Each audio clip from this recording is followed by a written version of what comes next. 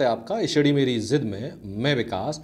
जैसा कि आपका हिंदी की सीरीज चल रही है, तो आज हम हिंदी के टॉप 20 प्रश्न इस वीडियो के माध्यम से देखेंगे, जो आपकी एसएससी जीडी 2022 और 23 की परीक्षा के लिए बहुत ही महत्वपूर्ण होने वाले हैं। तो चलिए शुरुआत करते हैं। आज आपका दूसरा वीडियो है हिंदी की टेस्ट सीरीज में। चलिए इसके प्रश्न देखते हैं। आपका प्रश्न पहला है कि दंत से उच्चरित वर्ण में से कौन सा है। ऑप्शन ए त वर्ग, ऑप्शन बी प वर्ग, ऑप्शन सी क वर्ग, ऑप्शन डी च वर्ग। तो दंत कौन से होते हैं? ऑप्शन जो ए है आपका सही हो जाएगा। त वर्ग की जितनी भी ध्वनियां होती हैं उनका उच्चारण स्थान क्या होता है? दंत। पा वर्ग की क्या होता है? ओष्ठ। और क वर्ग की कंठ, च वर्ग की तालव्य। अगला प्रश्न है चा वर्ग का उच्चारण स्थान। देखो चा वर्ग की अभी मैंने बताया था क्या होता है? तालव्य। यानी ऑप्शन जो ए है वो आपका सही हो जाएगा। चलिए आगे बढ़ते हैं। प्रश्न आपका अगला है कि निम्न समूहों में से किस शब्द समूह की वर्तनी शुद्ध है। ऑप्शन ए दिग्विजयी, कृतघ्न, क्षितिज। ये तो ठीक लग रहा है। ऑप्शन बी शिखर। देखो शिखर नहीं होता है, क्या होता है? शिखर होता है, शिखर होता है। ठीक है, तो शिखर नहीं होगा। जयश्री देहिक नहीं होता है, दैहिक होता है। तो तीसरा भी नहीं होगा। वर्तमान अभिलाषा नहीं होता है, अभिलाषा होगा। तो इस प्रकार आपका जो ऑप्शन ए है वो आपका सही हो जाएगा। आगे बढ़ेंगे। प्रश्न आपका अगला देखेंगे कि हिंदी स्वरों का वर्गीकरण जब जीभ के भाग के आधार पर किया जाता है तो कौन सा भेद इनके अंतर्गत नहीं आता है। ऑप्शन ए अग्र स्वर, ऑप्शन बी मध्य स्वर, ऑप्शन सी पश्च स्वर या ऑप्शन डी विव्रत स्वर। तो यहाँ पे जो आंसर होगा वो आपका ऑप्शन जो डी है वो आपका सही हो जाएगा, यानी विव्रत स्वर। अग्र भी होता है, मध्य भी होता है और पश्च भी होता है, लेकिन विव्रत स्वर जीभ के आधार पर नहीं होता है। तो डी ऑप्शन सही हो जाएगा। आगे बढ़ते हैं। प्रश्न आपका अगला है वे अविकारी शब्द जो दो शब्दों, वाक्यों अथवा वाक्खंडों को जोड़ते हैं कहलाते हैं। संबंध बोधक शब्द, विस्मय बोधक शब्द, क्रिया विशेषण या समुच्चय बोधक शब्द। तो यहाँ पे ऑप्शन जो डी है यानी समुच्चय बोधक शब्द आपका सही हो जाएगा। यानी दो वाक्य, दो शब्द, जैसे और है। अब और जो है वो क्या है? आपका समुच्चय बोधक है। और कैसा है? अव्यय है। अव्यय को ही अविकारी कहते हैं, जो बदलते नहीं हैं। चलिए आगे बढ़ेंगे। प्रश्न आपका अगला देखेंगे। प्रश्न अगला है कि हिंदी की स्पर्श, घोष, महाप्राण और ओष्ठ ध्वनि हो, यानी महाप्राण भी हो, ओष्ठ ध्वनि भी हो और स्पर्श भी हो।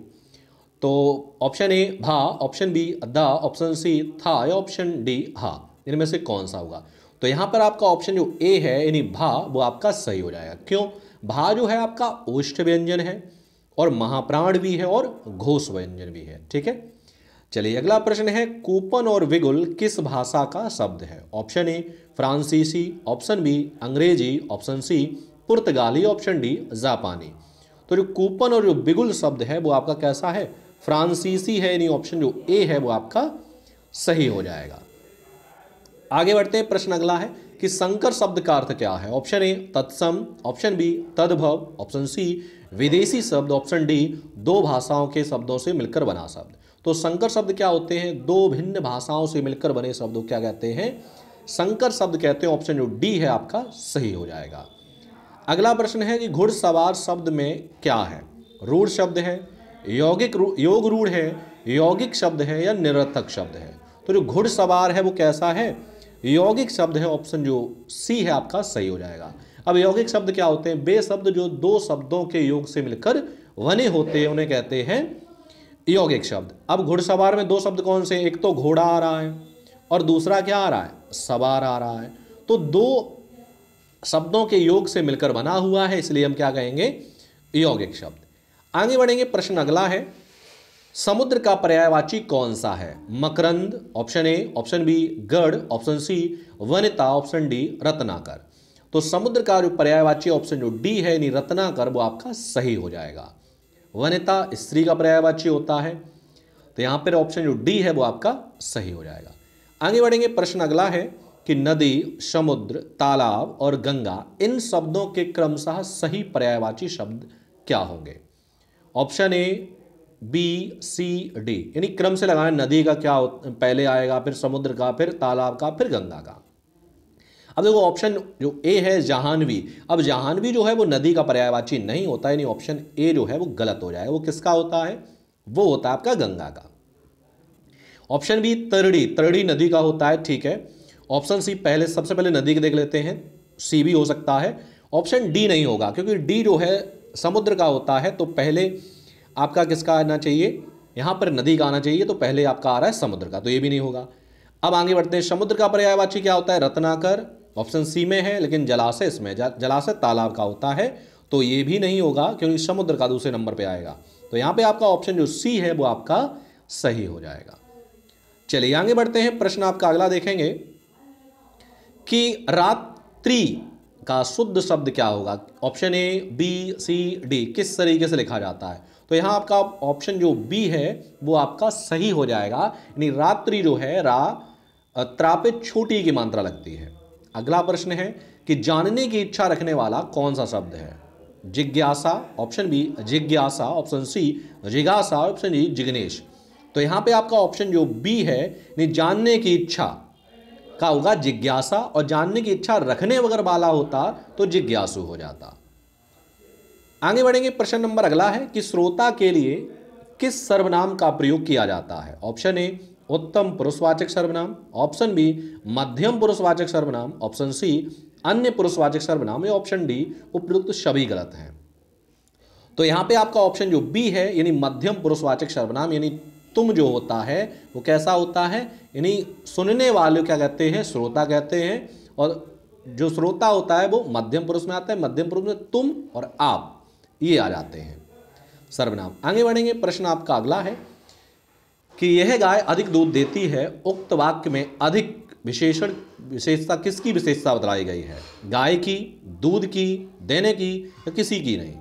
तो यहाँ पे आपका ऑप्शन जो बी है, यानी दूध की विशेषता बताई गई। अधिक क्या देता है? दूध, तो दूध की विशेषता बतलाई गई है। अगला प्रश्न है लड़का सोता है, ये वाक्य संबंधित है, सकर्मक क्रिया, ऑप्शन बी अकर्मक, ऑप्शन सी दोनों, या ऑप्शन डी इनमें से कोई नहीं। तो लड़का सोना, सोना जो क्रिया है वो कैसी है? अकर्मक है। ऑप्शन जो बी है वो आपका सही हो जाएगा।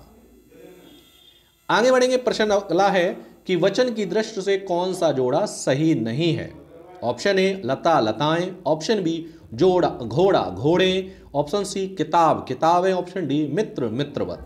तो यहाँ पे ऑप्शन जो डी है वो आपका सही नहीं है। मित्र का मित्रगण होगा, ना कि मित्रवत होगा।